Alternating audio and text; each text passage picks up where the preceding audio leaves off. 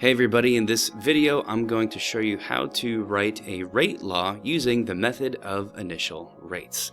To get started, remember that rate laws all follow the same format. They are rate equals lowercase k, the rate constant, times the concentrations of the reactants. In this case, for this reaction, the reactants are NO and Cl2, so those are the two concentrations that get plugged in.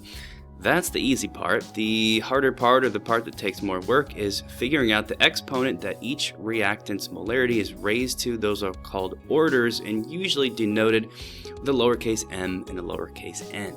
To get those orders, we need to be given experimental data, and it usually looks like the data that's shown here in a table. These tables contain different experiments. In this case, there's 4, and it just pretty much shows, if we look at experiment 1, it'll tell you like if the NO's concentration is 0.25 and the Cl2 is also 0.25, here's how fast the reaction is going. And then each experiment alters those molarities slightly to see the effect that each reactant and its concentration has on the speed of the reaction. So let's dive into this data to come up with those orders. So what you need to find is 2 different experiments to compare where only one reactant's concentration changes. For example, if we compare experiments 1 and 2, that's going to work nicely because the chlorine stays constant, and I'm going to make notes about all this so you can follow along hopefully. The chlorine stays constant, so it's not changing its concentration. But the NO's concentration does change. So only one reactant's molarity changes, and it's the NO. That's what you have to find. When you find it, you're going to make notes on exactly how the concentration changes. So here it goes up by a factor of 2. Most of the time in a chemistry class, these will be roughly obvious changes. Like this one, we can tell that the molarity just doubles just by looking at it. And then you want to come over to the speed, the rate of the reaction, and see how it changes. And in this case, the rate goes up by a factor of 4. If you didn't see that, you could divide 5.72 by 1.43 to come up with the fact that it changes by a factor of 4. So what you're seeing here by comparing experiments 1 and 2 is that when the NO's concentration goes up by a factor of 2, the rate goes up by a factor of 4, and that information gives you the order of the reactant that's changing. In this case, we're going to come up with the order of NO. There's a simple mathematical trick that always works to find the order. You take each of those changes, the 2 and the 4, right, because it doubled. When the concentration doubled, the rate quadrupled. Set them equal to each other and ask yourself what exponent will let those two things be equal. 2 to what power gives me 4? Obviously 2 squared gives me 4, and that exponent is the order of that reactant. In this case, the order of NO. So I can get rid of that lowercase m and substitute it with a 2 because NO is an exponent of 2. Or what you would say is NO is second order. Now we're going to repeat that same process, but focusing instead on Cl2. So again, I need to compare 2 experiments where chlorine now is the only one that changes. For this, I'm going to focus us in on experiments 2 and 4 because in experiments 2 and 4, the NO's concentration remains constant, which is what I need, while the chlorine's concentration changes by some easily identifiable factor. In this case, it's another doubling. So the Cl2 changes by a factor of 2. Then we're going to go to the rate column and see how its value changes. In this case, it also doubles.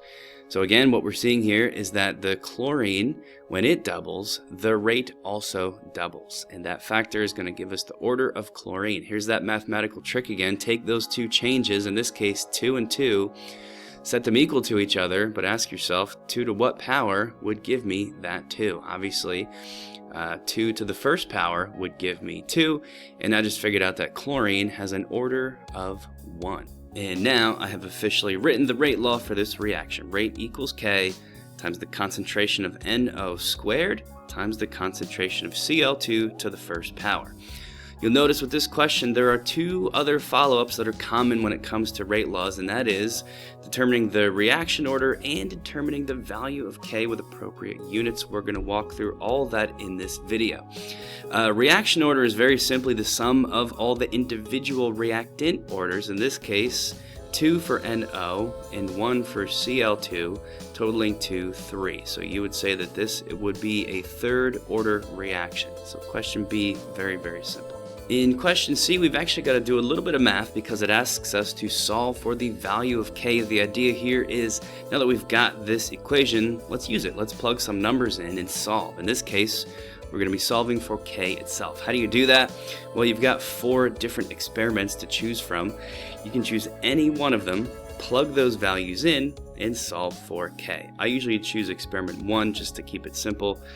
So let's note that here with an arrow to keep track of what I'm doing. In experiment 1, the rate is 1.43 times 10 to the minus 6. So I'm going to plug that in for rate in my rate law. The K value, I don't know. That's what I'm solving for, so I'll leave it represented as K. The NO concentration in experiment 1 is 0.25, so that's squared. The Cl2 concentration is also 0.25, and that's pretty much it. You'll just run the numbers on that and solve for the value of K. If you're doing that along with me, you should get an answer of 9.15 times 10 to the minus 5. So that's the value of K. We also have to give K appropriate units, and every K value, depending on the order of the reaction, is going to have different K units.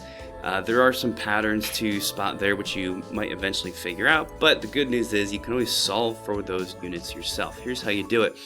We're going to use this equation again, so we're going to use the rate law again, but this time we're not going to plug in numbers, we're going to plug in units.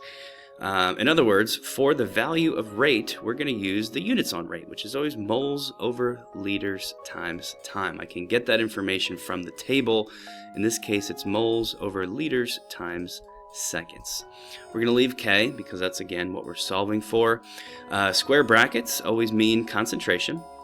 So that's molarity, moles over liters squared for the NO, and moles over liters again to the first for Cl2.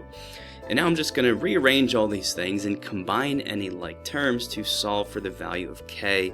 Here's a look at it in a step-by-step fashion. So we're going to leave the rate alone for now, and instead just multiply these two molarities. This one's already been squared.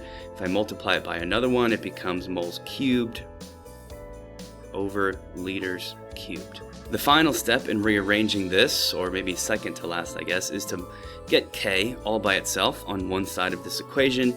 And to do that, since we've got a fraction here, if we multiply both sides by the reciprocal of that fraction, liters cubed over moles cubed, that's going to cancel it out on this side, leaving K all by itself. We got to bring that over to the other side too, liters cubed over moles cubed over here. The final step to come up with the units on K is to combine like terms, cancel things out, and simplify this fraction. So here's what that would look like. You might notice that there's a liters cubed in the numerator and liters in the denominator. So that's going to cancel out the liters in the denominator and cancel off one of these liters on top, changing it from a cube to a square.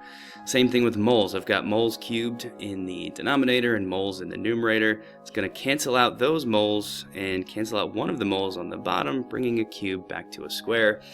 So what I'm left with is liters squared over moles squared times seconds, and those will be the units on that value of K that I just figured out. So I'm going to add them in back over here, and we've officially answered all of the parts of this question. That also wraps it up for this video. Thanks a lot for watching.